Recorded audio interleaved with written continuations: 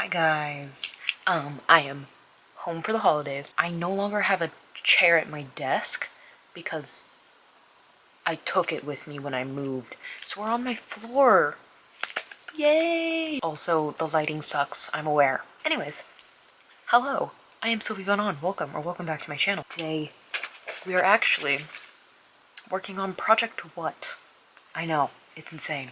I have been so into just the universe of Project What lately. So I was like, okay, let's put this energy into actually working on the project. And currently that means reworking Act 1 for the millionth time, maybe? It has gone through so many tweaks and changes. Like, it just does not catch a break. And I'm hoping this will be the last one because I had reread the first act of Draft 3 a while ago at this point, but I had read it and I didn't like it. I mean, I liked it in essence, but at the same time, it just didn't feel like something worth continuing, like as a reader. Just felt kind of flat, and I felt sad about that. Because as the writer, I know how much more there is in this project to be given once you get past this. But there shouldn't be a part in your book that readers have to get past to get to the good part, you know? So I was like, okay, for the millionth time, Act 1 needs an overhaul, and I need to figure out how to make Act 1 more interesting, more worthwhile, before we get to the sort of end of act twist that really sets the book into like the real motion, because most of the act is like a very big setup to this twist. In order for that twist to really be a twist, to be shocking, we need to have a solid setup that sort of wants to divert that expectation. Not that there is an expectation for the twist, I don't think, but to keep us off that trail, I guess. And also to connect with the characters, to really root us in who these characters are and why this dramatic twist has also brought about a dramatic shift in their actions and what they're doing in the novel now. Because originally, it wasn't very solid why they were now switching gears. Like, they were like, oh, we're doing this, we're chill, like, we're a part of this system, and that's fine. And then after this twist, they break from this system and sort of start doing their own thing, and there was no real reason or motivation for that switch. They just kind of did switch, so that really needed to be fixed. And as I started looking at all of these issues, and I started tallying them up, I saw a bit of a through line that was that this act is not very character driven. It's very plot driven. It's very much just, here are my characters, and here are them going through their lives, and here is a couple things that happen until the twist, where I think things do get more character driven, but up until then, not very much, and it's just kind of boring, just a little boring. So I have brought in my standard re-outlining strategies here, and a lot of it I do have done. First of all, we've got the insanely messy brainstorming notes. This one's not completely done. A lot of this is actually in Act 2, so we're not going to look at that too much. All of this is like character notes, trying to center Act 1 around this character growth, seeing how the growth that they go through in Act 1 sets them up for after the twist. You know how it is. And then, my favorite little strategy, I guess, is typing up the original outline on a spreadsheet, printing it out, and then putting notes over, like, top of the spreadsheet. I've done this so many times. It just works. It just works for me. This gives me a structure to build off of, which is nice, and allows me to shift things around in this framework and add stuff to it, but that has been done as well. And most important, I have figured out why my main characters do what they do after the twist that is setting up the rest of the novel. Because originally, there was not much of a setup. They were like, okay, let's just do this because we have nothing better to do. That's not a great way to write. So I was like, I need to solidify their reasoning here, now, or it's going to suck forever. And I think I finally figured it out on the back of this page. Slay. But these are my notes, all 4 of these papers, and these need to be turned into an actual outline because they are not there yet. There's not even that many scenes on these brainstorming pages back here. It's mostly just ideas and things we need to see in scenes. They're just not actual scenes. So the big thing is going to be actually turning them into scenes, which is why I made little fake plot cards for this. This is very informal. I'm probably going to type up an actual outline for this once I figure it out. But for right now, we're going to make a silly little outline on these cards that I cut out of paper. For now, all that I want to do is try and figure out how to incorporate the ideas that I have come up with into actual scenes, and then we can really worry about what order things are going to go in and how we're going to tell the story. Welcome to the outlining vlog, the outlining vlog. Act 1 has always been a mess, and we're back to hopefully fix it for what is the last time, hopefully, or at least, you know, fix any major changes for the last time. Wish me luck. Let's get started.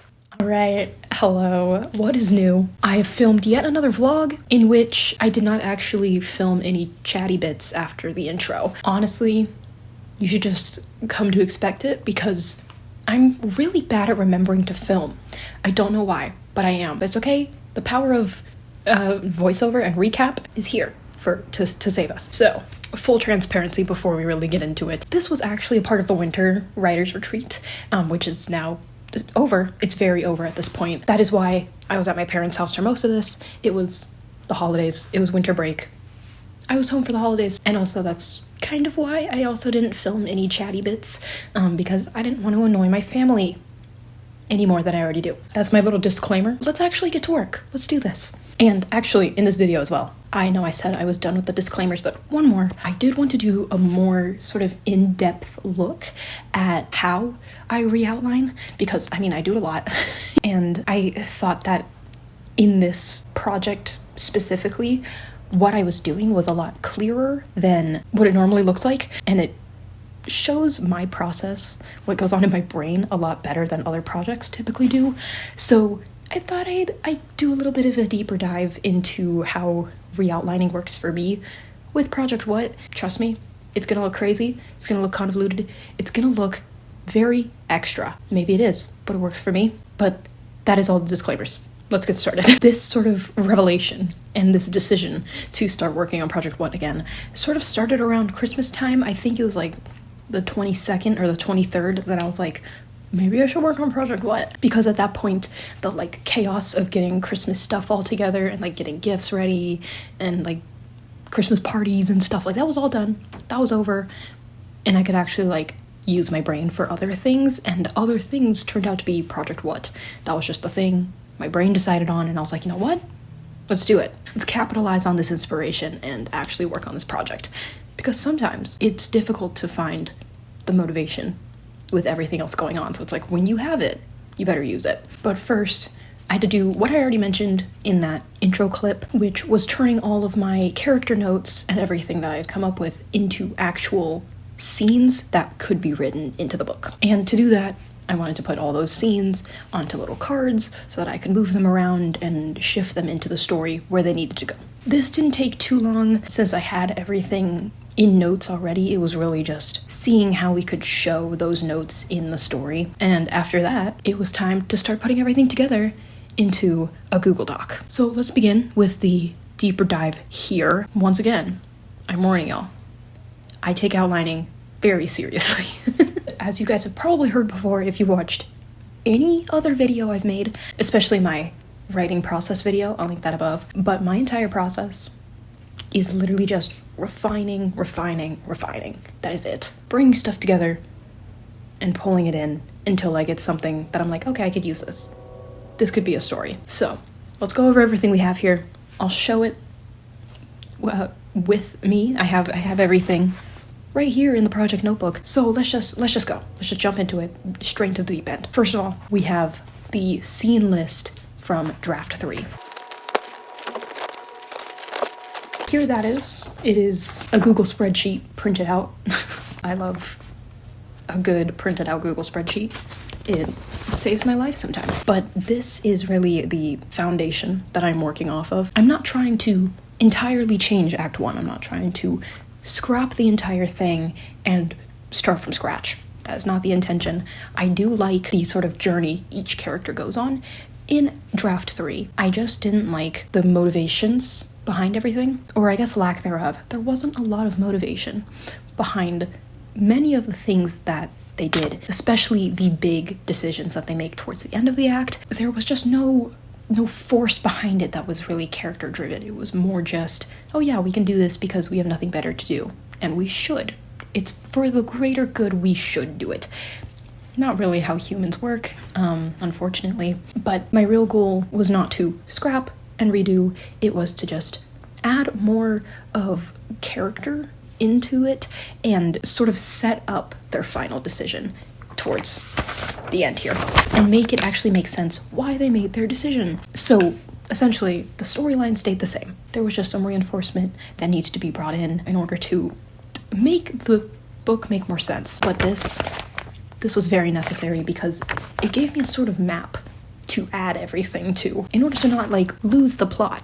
After I printed this out, I had my reference. I knew how I wanted to change the story. I just didn't know details of how. I had an overarching idea of oh yeah, this is what needs to happen, but I needed to figure out how we're gonna make it actually happen scene by scene. So these notes, all the black is ideas. This is the loose ideas of what I could do possibly to make the story work. Finally, for the 400 million billionth time. So a lot of this stuff was really emphasizing making sure I understood what character notes needed to be in certain areas. Right here, this is a relationship arc sort of thing where we see one character growing close to a sort of mentor figure of hers that we need to see because that influences her decisions at the very end of the act. And we need to see her actually building a relationship with this person, or else it just seems weird. And it's also for later in the book. It gets crazy. I don't want to talk about it yet. Showing her building that relationship is going to be very important. There was some scene stuff in here where it's I wanted to end a scene a certain way and then transition it into one of the scenes that already existed. There's no set rule or rhyme or reason to what I put on this initial stage of notes. Anything I think of, it'll be put in here. And then, like I said, we refine it. We figure out what I actually need. And we put those into certain categories. But for right now, it's a free-for-all. I'm doing whatever I want. And then, on the back here, we jump to the second step, which was my character notes. Again, super loose step in the process. Now that I have this all done, though, it's a little bit easier to do because now I know what I need to focus on. This specifically, this was huge for the project. This has been a problem I've been struggling with since the beginning of the project. It's been so bad. It's been so bad the entire time, and I've just rolled with it, and I'm I'll figure it out eventually. Eventually has come. I needed to figure it out. This is the biggest part of the story. This is the biggest twist.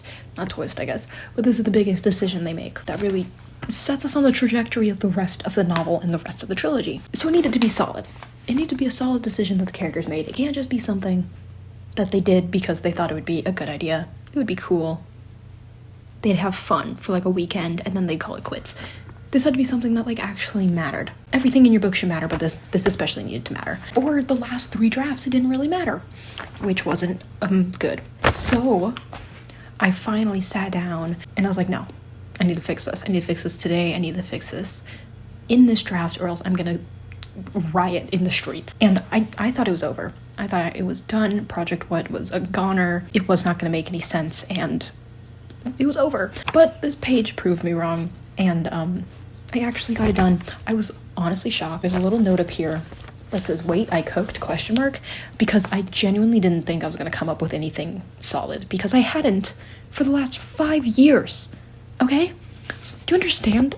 Do you understand the shock when I actually figured something out that, like, made sense? I might come back to this in the revision in the future and be like, no, that didn't make sense. You were crazy. But for right now, this makes a lot more sense than anything else I had written in this book in the last 3 drafts. Anyways, other character notes. Here they are. Cute.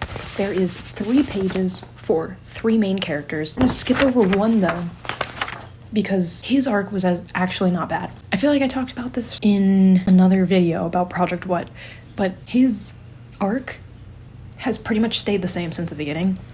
It's the most solid of all 3, and clearly, I had nothing to say about it. No notes. His paper was blank. The other 2, though, not the case. They really needed something to focus on in this act, because after this act, their tensions shift. They shift dramatically, and that becomes their main focus, and that's fine. They have solid motivations for Acts 2 and Act 3. I'm not mad about that. My problem is that Act 1, they fall kind of flat, because I'm anticipating this twist, this switch in paths for these characters. But as readers, and as the characters themselves, they don't know that's happening. So they would be working as hard as they can towards what they want now. And they weren't doing that. They weren't doing that in Draft 3, and I felt like I needed to show that more. 1, as like a diversion towards what might actually happen, and 2, just to make the book more interesting, to make the book more engaging. And also, I wanted to tie this era of their lives into what they end up doing for the rest of the book. So that's what's happening here. This guy, his has already been tied very strongly between Act 1 and the rest of the book. Love him. He's so low maintenance. He's the best.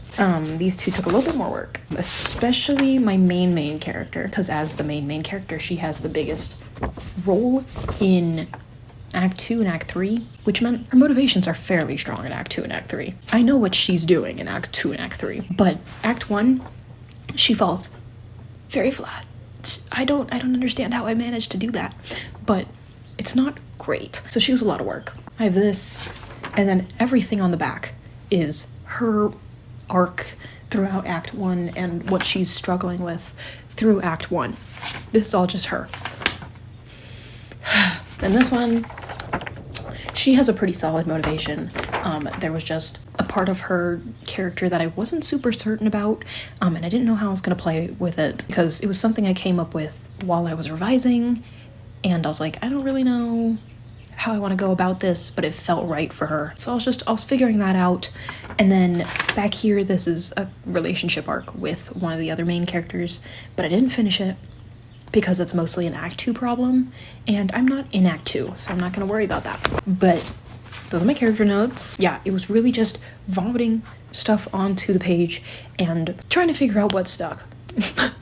That's really gross, but just trying to figure out what makes sense and what could actually work for the book. And like I've mentioned before in previous like outlining videos and stuff, during this process, I'm really trying to capture how the characters feel. I don't really know how to describe it. I feel like I'm so bad at describing it, but during outlining, the main thing on my mind is, okay, how do the characters feel about this information? How do they feel about this thing happening? Oh, the lighting's changing. That's fun.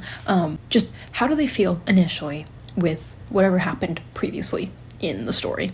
And then, because of that feeling, how do they react? And what is the action that they take after this event, after this feeling?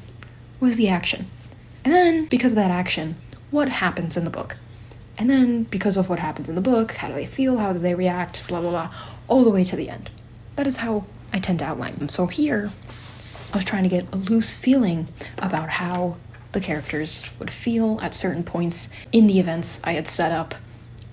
Very, very feeling, because that is what grounds me in the book and shows me how it's rolling forward. So a lot of just jotting stuff down, a lot of just yeah, throwing stuff at the wall and seeing what sticks and doing it physically really helps. Like, connect everything, physically connect it. Like, I've got little brackets and I've got little arrows, and like being able to visually see how each idea can sort of connect with one another is very helpful.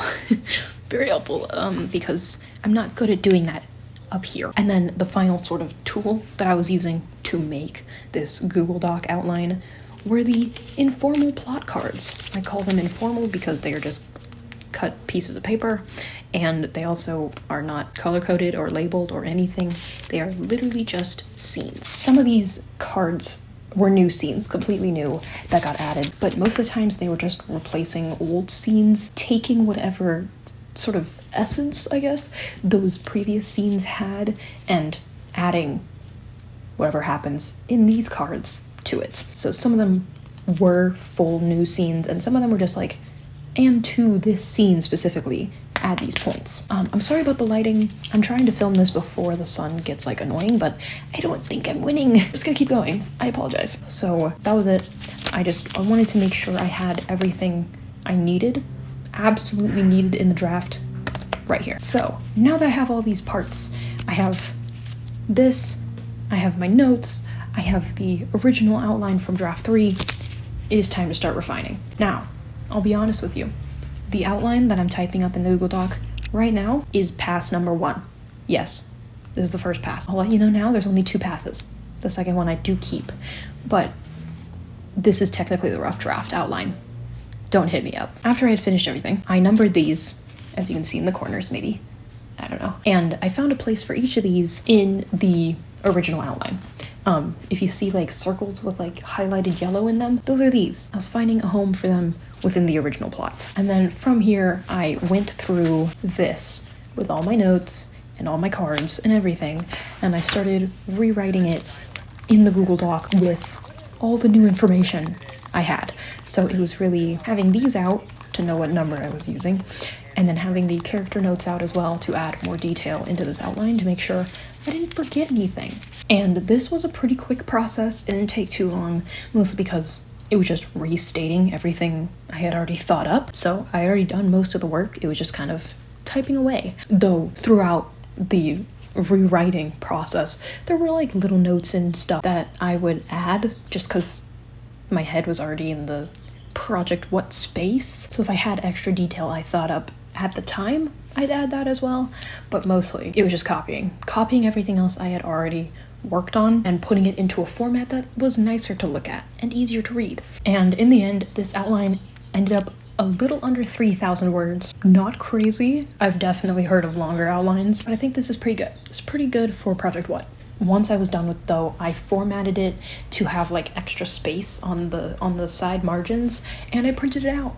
What's new? I print everything out. I'm sorry, trees, but I need to.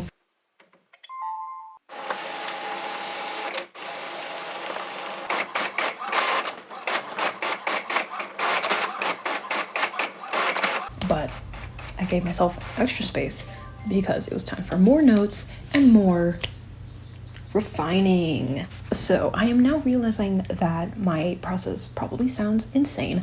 I've already been talking for so long about it, and honestly, you might think it's not even that deep when it comes to outlining, especially if you're like a pantser. Like, I get it. This is probably too much work, or it probably seems like too much work, and it's like, why would you put this much effort into it to just write the book? Just because you can just write the book. But no, not around these parts. I don't know what happened in the writing process for me, but this outlining is so crucial for my sanity, and it really ensures that I can end up with a product that I'm content with, that I'm happy with, that I'm proud of. And putting this much work into an outline, even for like, this is, okay, let me remind you, this is only for Act 1. I'm hoping Act 2 and Act 3 don't need this much of an overhaul, but this just assures me that I have done everything I needed to in order to make the best possible story that I can. You know, it's like, if it turns out bad, I have no excuses. The outline was in tip-top condition when I finished it. Now, pass number 1 has been printed out. Here we go. Here's Act 1.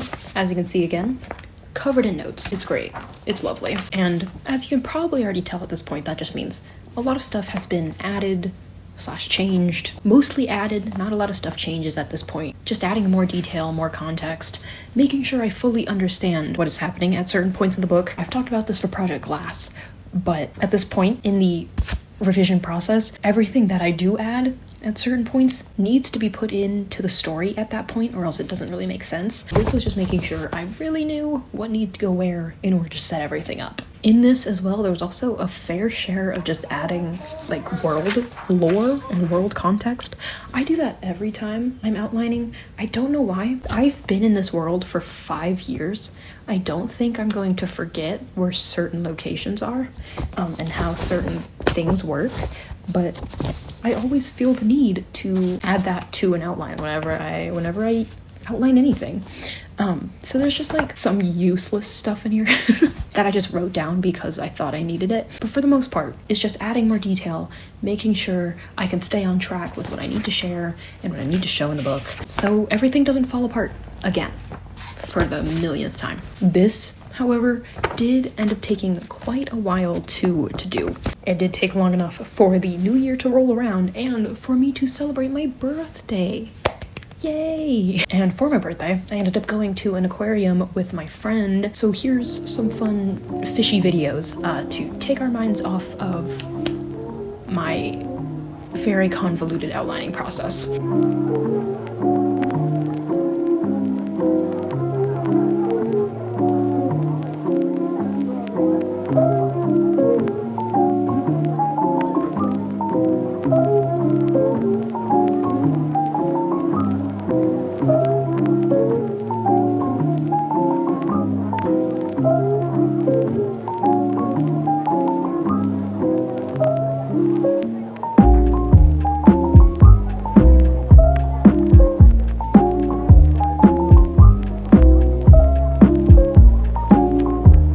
We did end up finishing it, and I think it turned out quite well. And actually, I ended up finishing the notes on my birthday, my actual birthday day. And spoiler alert, I finished the outline entirely on my birthday as well. Not a terrible birthday gift, can't lie. Which means we're at the final step of my outlining process. So, pass one has been completely read through, it has all those notes on it, like you just saw. And now it is time to tweak what I had already written in the Google Doc to just add the notes that were actually useful. Again, this is literally just refining. I have pretty much the entire outline. Technically, I could use the first pass outline that I had because it wasn't bad. It had a sufficient amount of detail to write a story, but it was not to the point where I thought it was ready to be written. And I think I've mentioned this before, but I know my outline is solid and that it's ready to be written when I can read through it and sort of skim it and read the bullet points or read the cards and see a movie playing out in my head. Like, when that can happen, when I can like read the beginning of a bullet point and like see the scene begin to take place, that's when I know I'm like, okay, now we're on solid ground. Another thing that'll typically happen, and I'm sure this happens to you guys as well, is I'll start getting snippets of like dialogue or like descriptions for certain scenes, and I'll typically add those to my outline as well. Once that starts happening, once I actually like pretty much start writing the book already in my mind, that's when I'm like, okay, this is solid, this can work. And then finally, of course, I had to color code my outline. If you see me not color coding a final outline that I will be using to write the book, that isn't me, that is a clone, and I have been killed, and you need to go find this clone and kill it. I will be color coding everything forever. Anyways, the color coding sort of acted like a final like pass through for everything, which gave me one final reread of everything, making sure everything was perfect. And I added like a couple notes, not really much, mostly just fixing typos because I never catch those in real time. And it was complete. Here it is in all of its glory, and everything is nice and color coded. But I finished the outline, very excited to start writing the book again and like putting in these changes and seeing how it improves the actual like manuscript. And I have found, unsurprisingly, I know I'm probably the last person to discover this, I know a book is going to be good, or at least, you know, writable, when I am excited about the outline. Otherwise, the book just ends up coming out super slow and stale and gross, or I just don't even finish writing it at all. I.e. Project Moss, like 3 NaNoWriMos ago, and this fantasy novel I tried to write another NaNoWriMo ago. I don't remember when. Like, if I'm not excited by the outline, and I'm not, like, stoked and, like, ready to see this, like, come to life, it's not gonna happen. It's not even gonna get written, probably. So I'm very glad that this was a good and exciting outline. But anyways, that is it. This is such an improvement from what I had before. So much more character driven. I can really feel the characters and their motivations and their, like, just who they are and how they influence the world around them. It's so much more ingrained in this version of the story than before. And like, I feel like you can really see that. I can really see that. We'll have to see if other people really see that. But I could not see it in the previous outlines. So that's at least something. Unfortunately, the last time I really like truly worked on Project What was well before I learned how to actually outline with character at the forefront of my mind. I was still very much a person who sort of shaped the story around the world and the constraints of the world that they were in. That was really the first thing that I would think of. Of course, I still think about that because that's an important part, especially in worlds that you make up, is knowing what the characters can do based on the world that they're in. But that used to be the main focus. And while that's important, I wanted to focus more on the characters themselves because that's what, keeps people around. And I do have Project Star to thank for that. That story, or that trilogy, really taught me how to outline with character in mind primarily. And Project Glass as well. Project Glass is so character driven that it really just drove home the outlining for character idea, and it's helped me here. It's like we've come full circle, and my new projects have helped my original baby project. But in the end, at least I knew there was a problem, and now the problem is addressed. Like, that's the big win here. So I can't wait to start writing this soon. Hopefully soon. I will be filming that whole process, so please stick around if you're interested in it. Project What and Project What vlogs will be making a comeback in the near future. I'm very excited. But yeah, thanks so much for watching. Thanks for being here. Thanks for hanging out. How has writing been going for you? The winter retreat is over. Makes me very sad. But please look out for one, hopefully in the summertime, or May to August for people in the southern hemisphere. But look out for more retreats in the future. Look out for Project What videos, and tell me how your writing is going in the comments. But yeah, peace. Wow.